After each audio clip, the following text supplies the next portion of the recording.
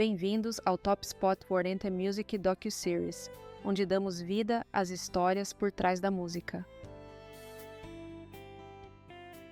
O Luiz Miguel já nasceu com aquela voz que não deixa ninguém indiferente. Rica, quente, profunda, a gente parar e escutar de novo.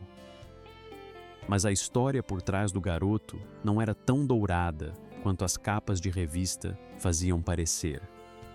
O pai, Luiz Rey, era um cantor frustrado que viu no filho a chance de tudo o que ele mesmo não conseguiu. Com 11 anos, o menino já estava na televisão nacional, de smoking, cantando sentimentos de adulto com uma maturidade que parecia coisa do outro mundo. O público se rendia. O que ninguém via eram os ensaios intermináveis, a infância roubada e um pai que controlava cada segundo da vida dele. Mesmo assim, algo verdadeiro sempre escapava. Tem uma história daqueles anos que revela o caráter do menino. Numa apresentação importante na TV diante de milhões de pessoas, ele simplesmente travou. Em vez de fingir ou forçar a passagem, o garoto virou as costas e saiu do palco. O pai ficou possesso, os produtores em pânico. Mas ele já tinha aprendido uma lição que muitos artistas adultos nunca aprendem: respeito pela canção. Se não sentisse de verdade, não ia mentir. A dor maior, porém, ninguém via.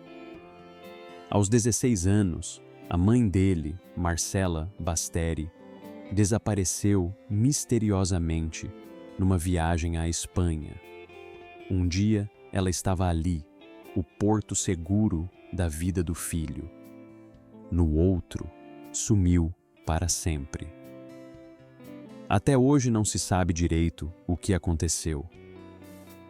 Ele nunca falou sobre isso em público, mas quem escuta com atenção percebe. Tem uma ausência que mora em certas baladas, um peso nas frases que nenhuma técnica explica. Talvez, por causa dessa ausência toda, quando chegou aos 20 e poucos anos, ele resolveu seguir o coração. Largou a imagem de ídolo teen e decidiu gravar os boleros que ouvia em casa quando era pequeno. A gravadora achou loucura. Bolero em 1991? Mas ele foi em frente e fez o romance.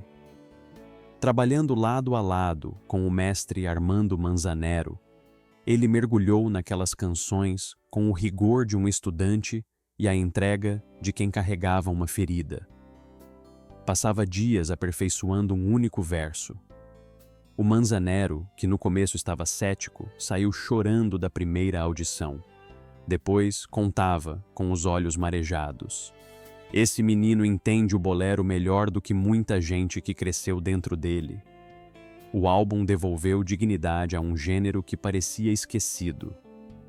De repente, casais de meia-idade ouviam La Mentira e No Sé Tu, saindo do quarto dos filhos, e se emocionavam de novo. Era como se algo antigo e bonito tivesse voltado para casa. O pai, que tanto o empurrou, acabou traindo a confiança dele de forma dolorosa. Milhões desapareceram das contas. A briga na justiça foi feia e pública. Processar o próprio pai seria o fim para muita gente. Para ele, virou um recomeço. A partir dali, passou a comandar a própria história. Os discos de mariachi, especialmente o belíssimo México em La Piel, foram muito mais que sucessos comerciais.